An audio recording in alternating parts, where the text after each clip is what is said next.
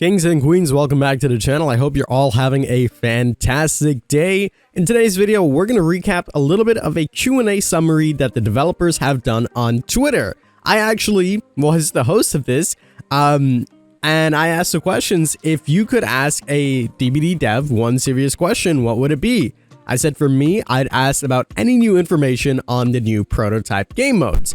A lot of you guys replied to this tweet. We had over 100 replies, and Dead by Daylight actually came out and answered quite a few of these with some pretty juicy information in some of these. So I'm going to go through every single one that they've mentioned and relay that information back to you guys.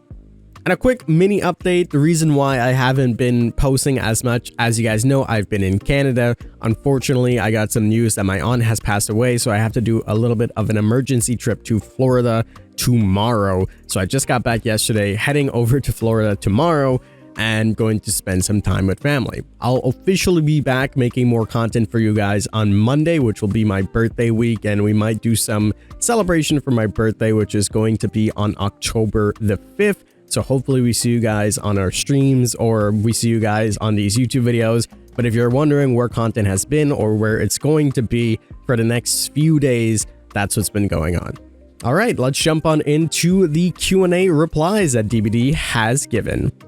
The first question says, I'd ask if they are planning to rework Michael Myers, and they replied, he is on our to-do list for an update, but we haven't created a design just yet. So this is good to know. Myers has been one of those killers for a very long time that I definitely think needs some work. He's been in the bottom tier on a lot of people's tier lists for such a long time.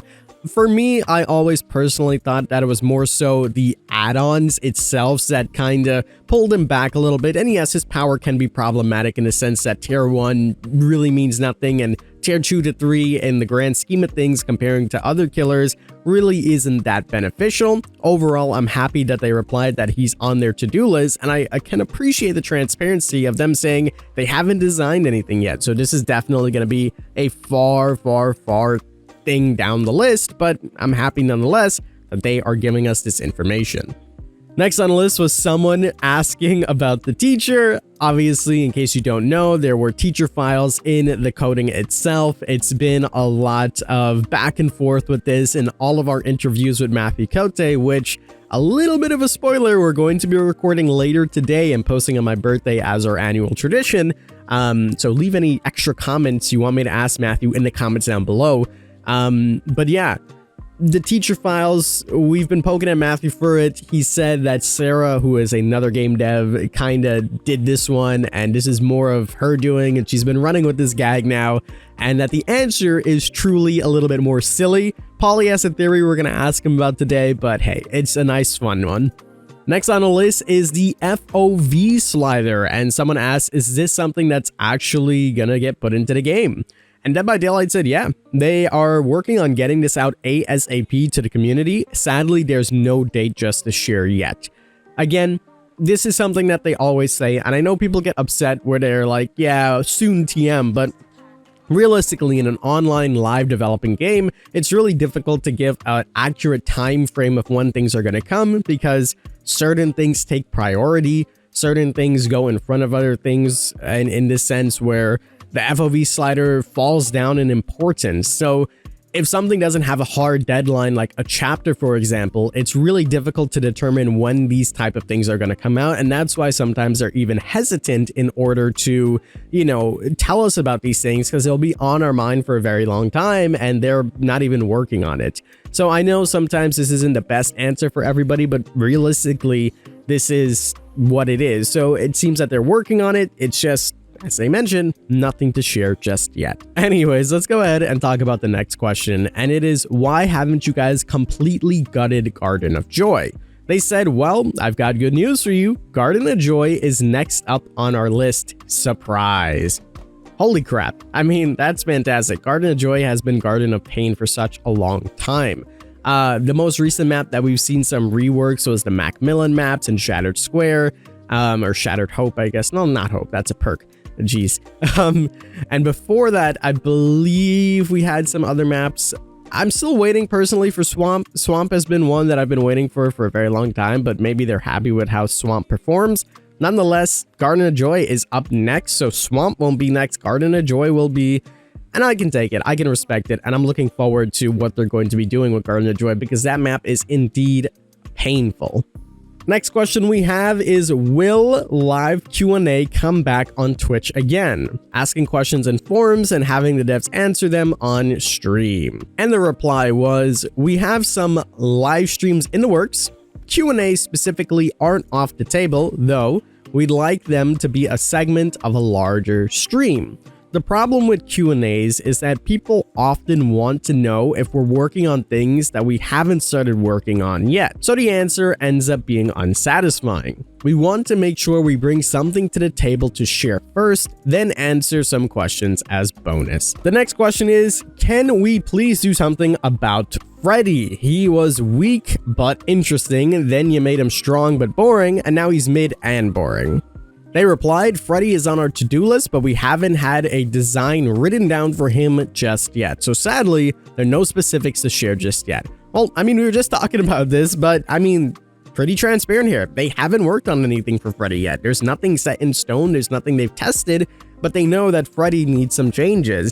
And I'm looking forward to what those changes are going to be. So we know Myers is on the list, Freddy's on the list, and probably before all of that, it would be Twins because it's been over a year since this promised rework, so we'll have to wait and see exactly when that's coming out. Next on the list, someone asked about possibility to see a rework devotion system, or plans on adding more prestige rewards, or possibility for getting other MISC player-specific cosmetics. Dead by Daylight replied and said, on prestige at least, there's always that tough choice.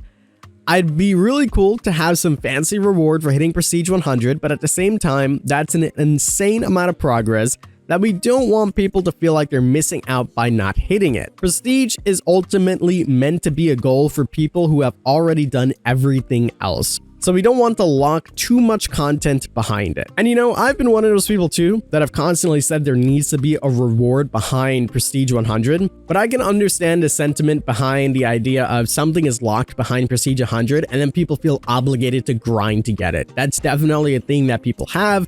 A lot of people want to be completionists, so I can understand people being upset at DBD for, you know, wanting to grind more. Personally, and I'm sure you guys have seen my other videos, I love to grind. I love grinding out things and earning different cosmetics, limited time stuff, etc. Even getting to Prestige 100. I know not everybody has that similar mindset, but I like things like that. So I always have wanted to see Prestige 100 rewards. Understandably, a lot of people might not like that, so they don't want to basically hang a piece of fruit or a candy, I guess, above someone that could never reach it.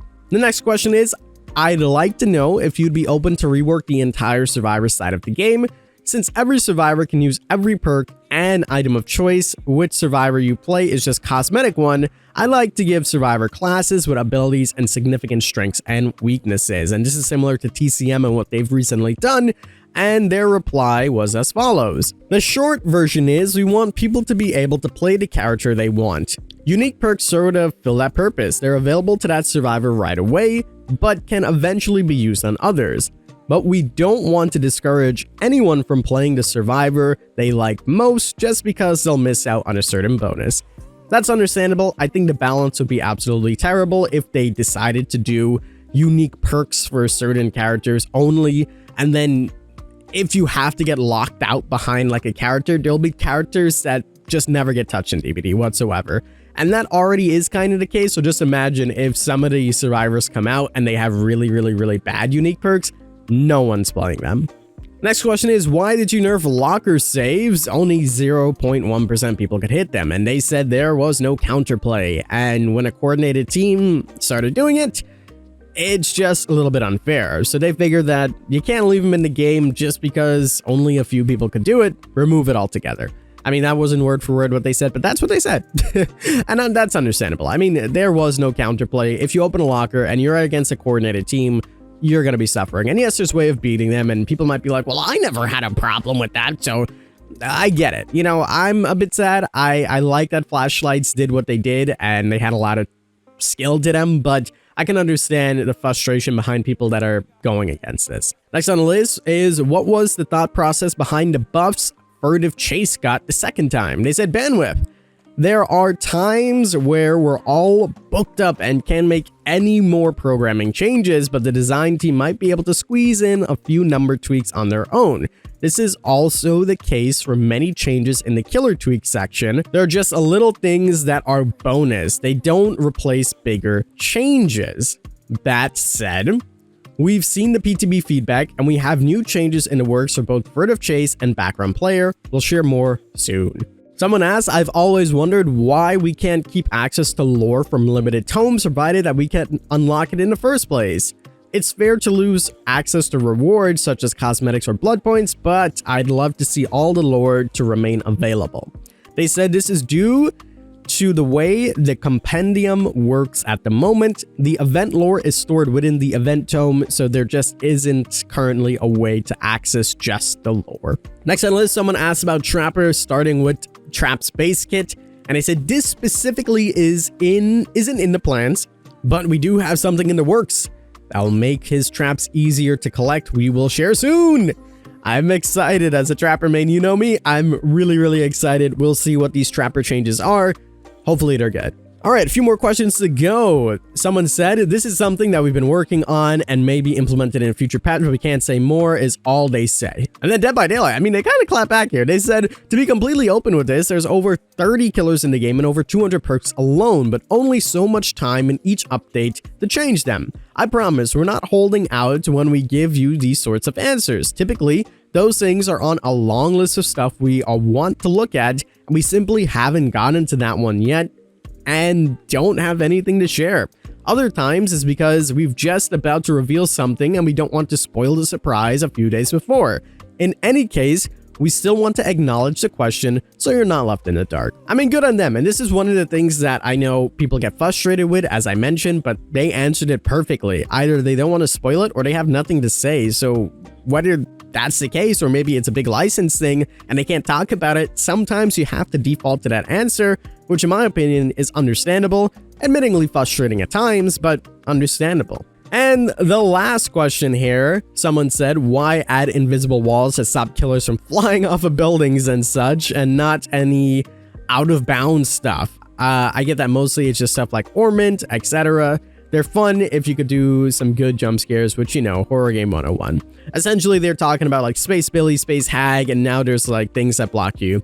They said flying is fun, but can cause some problems. You can get stuck on top of things, or alternatively, the killer cannot be able to reach a survivor who landed on top of something. Fair enough. I mean, this is typical balance. That's completely understandable. And there you go, guys. That is pretty much all the questions that the developers have answered. Thank you again for DBD to replying to my tweet. I didn't expect this to happen. I'm really excited that you guys got some answers and I'm able to bridge the gap between the developers and the community. And thank you again for DBD to answering all these questions. Originally, in all transparency, I was putting this out to see if you guys had any questions for MCote as we're doing our annual interview. And I mean, the devs swooped in and they gave you guys some good answers as well. So if there's anything left that's still really juicy, I will ask MCote later today. But thank you guys again for sticking around this video, listening. Thank you guys for asking your questions on my Twitter, and I appreciate all the love and support. That is pretty much going to do it for me. As always, I'm the king. I tip my crown to you guys, and we'll see you in the fog.